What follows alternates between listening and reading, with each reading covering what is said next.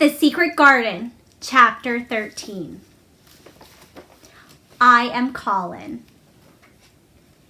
Mary took the picture back to the house when she went to her supper and showed it to Martha. Said Martha with great pride. I never knew our Dickon was as clever as that. That there's a picture of a missel thrush on her nest, as large as life and twice as natural. Then Mary knew Dickon had meant the picture to be a message. He had meant that she might be sure he would keep her secret. Her garden was her nest, and she was like a missel thrush. Oh, how she did like that strange common boy. She hoped he would come back the very next day, and she fell asleep looking forward to the morning. But you never know what the weather will do in Yorkshire, particularly in the springtime. She was awakened in the night by the sound of rain beating with heavy drops against her window. It was pouring down in torrents, and the wind was wuthering round the corners and in the chimneys of the huge old house. Mary sat up in bed and felt miserable and angry. The rain is as contrary as I ever was, she said. It came because it knew I did not want it. She threw herself back on her pillow and buried her face. She did not cry, but she lay and hated the sound of the heavily beating rain. She hated the wind and its wuthering. She could not go to sleep again. The mournful sound kept her awake because she felt mournful herself. If she felt happy, it would probably have lulled her to sleep. How it wuthered, and how the big raindrops poured down and beat against the pane. It sounds like a person is lost on the moor and wandering on and crying, she said. She had been lying awake, turning from side to side for an hour, when suddenly something made her sit up in bed and turn her head toward the door, listening. She listened and she listened. It isn't the wind now, she said in a loud whisper. That isn't the wind. It is different. It is that crying I heard before. The door of her room was ajar, and the sound came down the corridor, a far-off faint sound of fretful crying. She listened for a few minutes, and each minute she became more and more sure. She felt as if she must find out what it was. It seemed even stranger than the secret garden and the buried key. Perhaps it was the fact that she was in a rebellious mood made her bold. She put her foot out of bed and stood on the floor. I am going to find out what it is, she said. Everybody is in bed and I don't care about Mrs. Medlock. I don't care. There's a candle by her bedside, and she took it up and went softly out of the room. The corridor looked very long and dark, but she was too excited to mind that. She thought she remembered the corner she must turn to find the short corridor with the door covered with tapestry, the one Mrs. Medlock had come through the day she lost herself. The sound had come up from that passage. So she went on with her dim light, almost feeling her way, her heart beating so loud that she fancied she could hear it. The far-off crying went on and led her. Sometimes it stopped for a moment or so, and then began again. Was this the right corner to turn? She stopped and thought. Yes, it was. Down this passage, and then to the left, and then up 2 broad steps, and then to the right again. Yes, there was the tapestry door. She pushed it open very gently, and it closed behind her, and she stood in the corridor, and she could hear the crying quite plainly, though it was not loud. It was on the other side of the wall at her left, and a few yards farther on there was a door. She could see a glimmer of light coming from beneath it. That someone was crying in the room, and it was quite a young someone. So she walked to the door and pushed it open, and there she was standing in the room. It was a big room with ancient, handsome furniture in it. There was a low fire glowing faintly on the hearth, and a nightlight burning by the side of a carved 4-poster bed hung with brocade. And on the bed was lying a boy, crying fretfully. Mary wondered if she was in a real place or if she had fallen asleep again and was dreaming without knowing it. The boy had a sharp, delicate face the color of ivory, and he seemed to have eyes too big for it. He also had a lot of hair which tumbled over his forehead in heavy locks and made his face seem smaller. He looked like a boy who had been ill, but he was crying more as if he were tired and cross than as if he were in pain. Mary stood near the door with her candle in her hand, holding her breath. She then crept across the room, and as she grew nearer, the light attracted the boy's attention, and he turned his head on his pillow and stared at her, his gray eyes opening so wide that they seemed immense. "Who are you?" he said, at last in a half-frightened whisper. "Are you a ghost?" "No, I am not," answered Mary, in her own whisper, sounding half-frightened. "Are you one?" He stared and stared and stared. Mary could not help noticing what strange eyes he had. They were gray, and they looked too big for his face because they had black lashes all around them. "No," he replied after waiting a moment or so. "I am Colin." "Who is Colin?" she faltered. "I am Colin Craven. Who are you?" "I am Mary Lennox. Mr. Craven is my uncle." "He is my father," said the boy. "Your father?" gasped Mary. "No one ever told me he had a boy. Why didn't they?" "Come here," he said, still keeping his strange eyes fixed on her with an anxious expression. She came close to the bed, and he put out his hand and he touched her. "You are a real person, aren't you?" he said. "I have such real dreams very often. You might be one of them." Mary had slipped on a woolen wrapper before she left her room, and she put a piece of it in between her fingers. "Rub that and see how thick and warm it is," she said. "I will pinch you a little if you like, to show you how real I am. For a minute I thought you might be a dream too."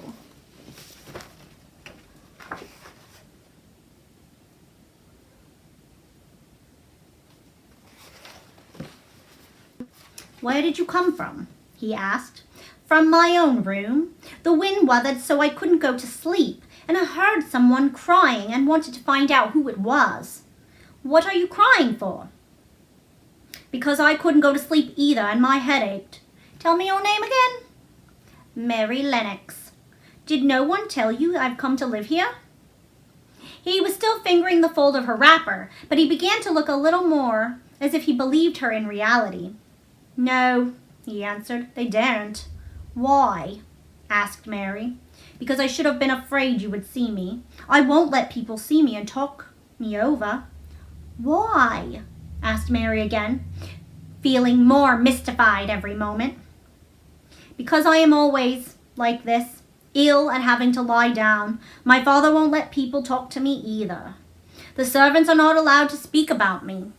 If I live, I may be a hunchback, but I shan't live. My father hates to think I may be like him." "Oh, what a strange house this is," Mary said. "What a strange house. Everything is kind of secret. Rooms are locked up and gardens are locked up, and have you been locked up?" "No, I stay in this room because I don't want to be moved out of it. It tires me too much." "Does your father come and see you?" Mary ventured. "Sometimes. Generally when I am asleep. He doesn't want to see me." "Why?" Mary could not help ask again. A sort of angry shadow passed over the boy's face. "My mother died when I was born, and it makes him wretched to look at me. He thinks I don't know, but I've heard people talking. He almost hates me." "He hates the garden because she died," said Mary, half speaking to herself. "What garden?" asked the boy. "Oh, just a garden she used to like," Mary stammered. "Have you been here always?" "Nearly always. Sometimes I have been taken to places at the seaside, but I won't stay because people stare at me. I used to wear an iron thing to keep my back straight, but a grand doctor came from London to see me, and he said it was silly. He told them to take it off and to keep me out in the fresh air. I hate fresh air, and I don't want to go out." "I didn't when I first came here," said Mary. "Why do you keep looking at me like that?" "Because of the dreams that are so real," he answered rather fretfully. "Sometimes when I open my eyes, I don't believe I'm awake." "We're both awake," said Mary. She glanced around the room with its high ceilings and shadowy corners and dim firelight. "It looks quite like a dream, and it's the middle of the night, and everybody in the house is asleep. Everybody but us. We are wide awake." "I don't want it to be a dream," the boy said restlessly. Mary thought of something at once. "If you don't like people to see you," she began, "do you want me to go away?" He still held the fold of wrapper, and he gave it a little pull. "No," he said. "I should be sure you were a dream if you went. If you are real, sit down on that big footstool and talk. I want to hear about you." Mary put down her candle on the table near the bed and sat down on the cushioned stool. She did not want to go away at all. She wanted to stay in the mysterious hidden-away room and talk to the mysterious boy. "What do you want me to tell you?" she said. He wanted to know how long she had been at Misselthwaite. He wanted to know which corridor her room was on. He wanted to know what she had been doing, if she disliked the moor as he disliked it, where she had lived before she came to Yorkshire. She answered all these questions and a great many more, and he lay back on his pillow and listened. He made her tell him a great deal about India and about her voyage across the ocean. She found out that because he had been an invalid, he had not learned things as other children had. One of his nurses had taught him to read when he was quite little, and he was always reading and looking at pictures and splendid books. Though his father rarely saw him when he was awake, he was given all sorts of wonderful things to amuse himself with. He never seemed to have been amused, however. He could have asked for anything, and he was made never to do anything he did not like to do. "Everyone is obliged to do what pleases me," he said indifferently. "It makes me ill to be angry. No one believes I shall live to grow up." He said it as if he were so accustomed to the idea that it had ceased to matter to him at all. He seemed to like the sound of Mary's voice. As she went on talking, he listened in a drowsy, interested way. Once or twice she wondered if he were not gradually falling into a doze. But at last he asked a question which opened up a new subject. "How old are you?" he asked. "I am 10, answered Mary, forgetting herself for a moment. "And so are you." "How do you know that?" he demanded in a quite surprised voice. "Because when you were born, the garden door was locked and the key was buried. And it has been locked up for 10 years. Colin half sat up, turning toward her, leaning on his elbows. "What garden door was locked? Who did it? Where was the key buried?" he exclaimed as if he were suddenly very much interested. It was the garden Mr. Craven hates," said Mary nervously. "He locked the door. No one knew where he buried the key." "What sort of garden is it?" Colin persisted eagerly. "No one has been allowed to go into it for 10 years, was Mary's careful answer. But it was too late to be careful. He was too much like herself. He too had nothing to think about, and the idea of a hidden garden attracted him as much as it attracted her. He asked question after question. Where was it? Had she never looked for the door? Had she never asked the gardeners? "They won't talk about it," said Mary. "I think they've been told not to answer questions." "I would make them," said Colin. "Could you?" Mary faltered, beginning to feel frightened. "If he could make people answer questions, who knows what might happen?" "Everyone is obliged to please me. I told you that," he said. "If I were to live, this place would some time belong to me. They all know that. It would make them tell me." Mary had not known that she herself had been spoiled, but she could see quite plainly that this mysterious boy had been. He thought about the whole world belonged to him, How peculiar he was, and how coolly he spoke of not living. "Do you think you won't live?" she asked, partly because she was curious, and partly in hope of making him forget the garden. "I don't suppose I shall," he answered as indifferently as he had spoken before. "Ever since I remember anything, I've heard people say I shan't. But at first they thought I was too little to understand, and now they think I don't hear. But I do. My doctor is my father's cousin. He is quite poor, and if I die he will have Misselthwaite when my father is dead." "I should think he wouldn't want me to live." "Do you want to live?" inquired Mary. "No," he answered in a cross, tired fashion. "But I don't want to die. When I feel ill, I lie here and I think about it until I cry and cry." "I have heard you crying 3 times, Mary said, "but I did not know who it was. Were you crying about that?" She did so want him to forget about the garden. "I dare say," he answered. "Let's talk about something else. Talk about that garden. Don't you want to see it?" "Yes," answered Mary in quite a low voice. "I do," he went on persistently. "I don't think I ever really wanted to see anything before, but I want to see that garden. I want the key dug up. I want the door unlocked. I would let them take me there in my chair. That would be getting fresh air. I am going to make them open the door." He had become quite excited, and his strange eyes began to shine like stars and looked more immense than ever. "They have to please me," he said. "I will make them take me there, and I will let you go too." Mary's hands clutched each other. Everything would be spoiled. Everything. Dickon would never come back. She would never again feel like a missel thrush with a safe hidden nest. "Oh, don't do that!" she cried out. He stared at her as if he thought she had gone crazy. "Why?" he exclaimed. "You said you wanted to see it." "I do," she answered almost with a sob in her throat. "But if you make them open the door and take you in like that, it will never be a secret again." He leaned still farther forward. "A secret?" he said. "What do you mean? Tell me." Mary's words almost tumbled over one another. You see, she panted. "If no one knows but ourselves, if there was a door hidden somewhere under the ivy, if there was and we could find it, if we could slip through it together and shut it behind us, no one would know anyone was inside, and we called it our garden and pretended that we were missel thrushes and it was our nest, if we played there almost every day and dug and planted seeds and made it come alive." "Is it dead?" he interrupted her. "It soon will be if no one cares for it," she went on. "The bulbs will live, but the roses—" He stopped her again, as excited as she was herself. "What are bulbs?"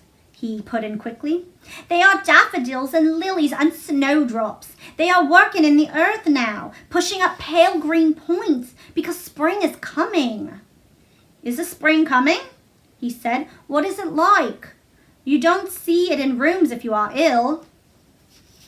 "It is the sun shining on the rain and the rain falling on the sunshine and the things pushing up and working with the earth," said Mary. "If the garden was a secret and we could get in and we could watch things grow bigger every day and see how many roses are alive. Don't you see? Oh, don't you see how much nicer it would be if it was a secret?" He dropped back down on his pillow and lay there with an odd expression on his face.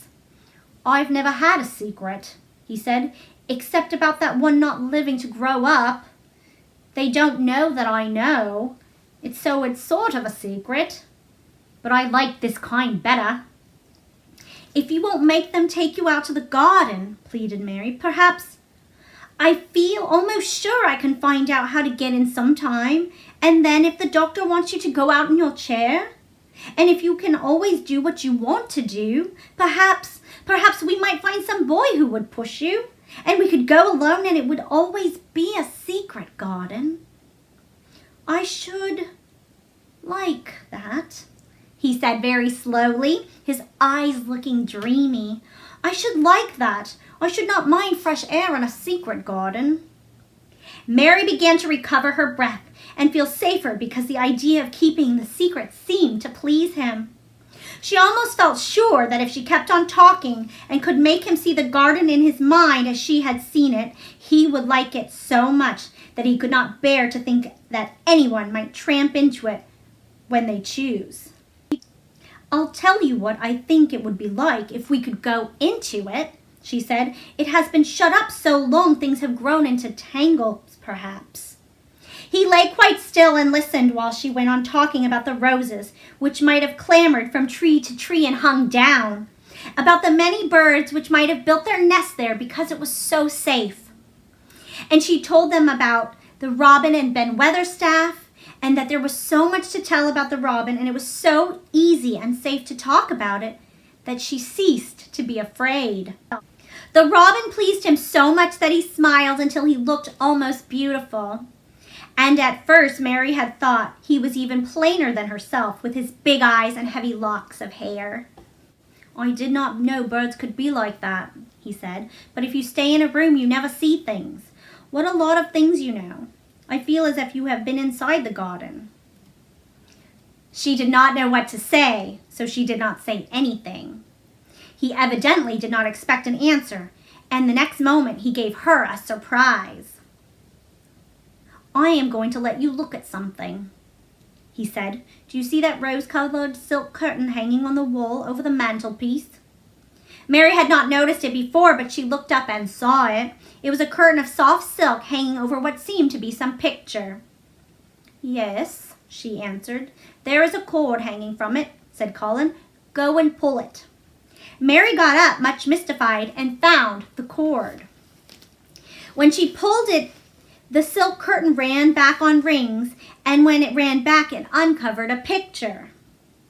It was a picture of a girl with a laughing face. She had bright hair tied up with a blue ribbon, and her lovely eyes were exactly like Colin's unhappy ones, gray and looking twice as big as they really were because of the black lashes around them. "She is my mother," said Colin complainingly. "I don't see why she died. Sometimes I hate her for doing it." "How strange," said Mary. "If she had lived, I believe I should not have been ill always," he grumbled. "I dare say I should have lived too, and my father would not have hated to look at me. I dare say I should have had a strong back. Draw the curtain again." Mary did as she was told and returned to her footstool. "She is much prettier than you," she said, "but her eyes are just like yours. They at least are the same shape and color. Why is the curtain drawn over her?" He moved uncomfortably. "I made them do it," he said. "Sometimes I don't like seeing her looking at me. She smiles too much when I am ill and miserable. Besides, she is mine and I don't want everyone to see her." There were a few moments of silence, and Mary spoke. "What would Mrs. Medlock do if she found out I had been here?" she inquired. "She would do as I told her," he answered, "and I should tell her that I wanted you to come here and talk to me every day. I am glad you came." "So am I," said Mary. "I will come as often as I can, but," she hesitated, "I shall have to look every day for the garden door." "Yes, you must," said Colin, "and you must tell me about it afterward." He lay thinking for a few minutes, as he had done before, and then he spoke again. "I think you shall be a secret too," he said. "I will not tell them until they find out. I can always send out the nurse out of the room and say that I want to be by myself. Do you know Martha?" "Yes, I know her very well," said Mary. "She waits on me." He nodded his head toward the outer corridor. "She's the one who is asleep in the other room. The nurse went away yesterday to stay out all night with her sister, and she always makes Martha attend to me when she wants to go out. Martha shall tell you when to come here." Then Mary understood Martha's troubled look when she had asked questions about the crying. "Martha knew about you all the time?" she asked. Yes, she attends to me often. The nurse likes to get away from me and then Martha comes. I have been here a long time, said Mary. Shall I go away now? Your eyes look sleepy. I wish I could go to sleep before you leave me, he said rather shyly. Shut your eyes, said Mary, drawing her footstool closer, and I will do what my ayah used to do in India. I will pat your hand and stroke it and sing something quite low. I should like that perhaps, he said drowsily. Somehow she was sorry for him and did not want him to lie awake. So she leaned against the bed and began to stroke and pat his hand and sing a very low chanting song in Hindustani. That is nice, he said drowsily still, and she went on chanting and stroking. But when she looked at him again, his black lashes were lying close against his cheeks, for his eyes were shut and he was fast asleep. So she got up softly, took her candle, and crept away without making a sound.